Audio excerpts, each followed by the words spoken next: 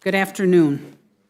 Our nation's law enforcement officers are reeling after years of coordinated effort to defund and demoralize them by radical Democrats. Indeed, calls to defund and distrust the police have been bolstered by voices in this very chamber. Even Vice President Harris has applauded these efforts on the campaign trail and urged her supporters to bail out individuals who plunged Minneapolis into chaos and caused upwards of $350 million in destruction. Violent crime has exploded as a result of these efforts. For example, Philadelphia canceled $19 million in much-needed funding and saw 561 homicides the following year, the highest number ever recorded in their history. At least 16 U.S. cities set new homicide records in 2021. In 2024, crime is still rampant across the country. Look no further than right here in the nation's capital. From 2022 to 2023, violent crime in D.C. increased by 37% and robberies increased by 65%. In that same time frame, motor vehicle thefts rose 107%. Longtime residents, new arrivals, visitors, government staffers, and even members of Congress have all been impacted. Outside the Beltway, New York City had to deploy the National Guard within their subway system, and the FBI is launching a national carjacking task force for the very first time ever.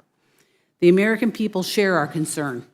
According to the Gallup, roughly 6 in 10 American adults believe crime should be the top priority for policymakers. To cut down on crime, you have to catch criminals and bring them to justice. To do that, we need strong local police forces. But our law enforcement officers find themselves in a dangerous position. Thanks to the left's absurd movement to demonize police, many offices are understaffed and lack sufficient resources. Now they are facing increased risk, direct threats to their safety because of their profession, and all with reduced manpower. In 2023, a record number of 5,363 New York police officers were injured in the line of duty. According to the National Law Enforcement Memorial Fund, 136 law enforcement officers tragically died in the line of duty last year, including Deputy Josh Owen, not far from my home, whose name has been added to the memorial this year. In the past year in Minnesota, we have lost 3 officers and a firefighter in the line of duty. Tragedy is striking in police families all across the country. Our officers need our help, and they need it now. It's why we're here today. As tens of thousands of our men and women in blue travel to the nation's capital, House Republicans are taking up 7 measures to support them. One of the shocking trends we see here in D.C. is the rise in juvenile crime paired with the lack of consequences. Soft-on-crime policies and anti-police rhetoric have only made it harder to be a police officer today. Congress must give them the tools they need to protect their communities, loved ones, and themselves in the wake of the recklessly irresponsible defund the police movement.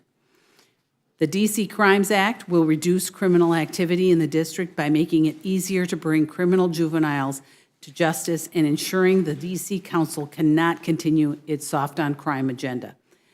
The LEOSA Reform Act expands concealed carry rights for off-duty and retired police officers, guaranteeing that they can use their training to keep America safe on or off duty.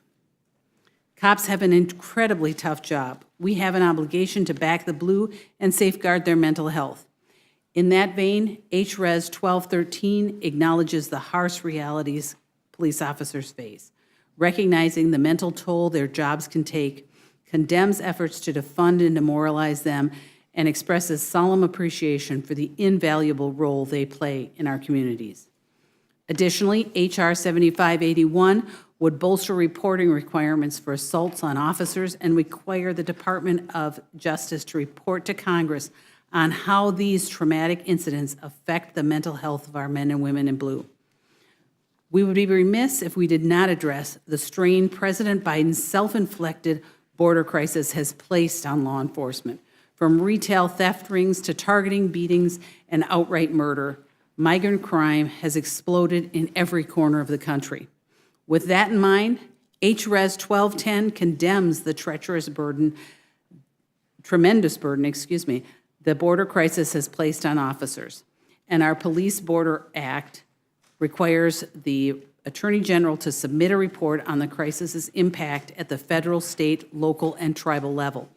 And finally, HR 7343 responds to the terrible mob attack by 14 asylum seekers on 2 New York City police officers and countless other cases like it, amending the Immigration and Nationality Act to provide for the detention of certain aliens who commit assault against law enforcement officers.